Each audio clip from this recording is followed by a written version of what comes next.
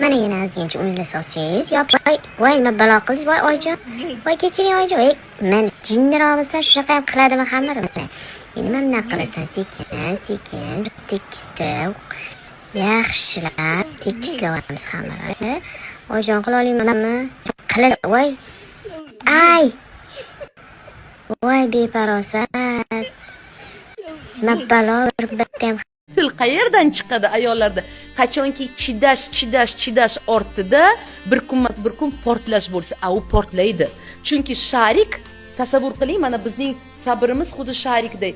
Puflayapsiz, chiqarmayapsiz. Ya'ni javob yo'q, faqat havo kiryapti. Nima bo'ladi? Bir kun qaysidir razmeriga kelgandan keyin portlaydi-da.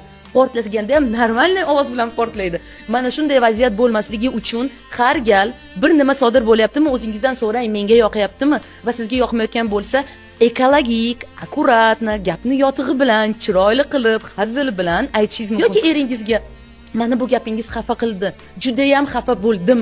Ya'ni emotsiyani ichkarida yutish yoki uni yo'q deb qabul qilish emas, go'yoki u yo'q. So, o'chir ovozingni, san haqqing yo'q bunaqa emotsiyada yashashga.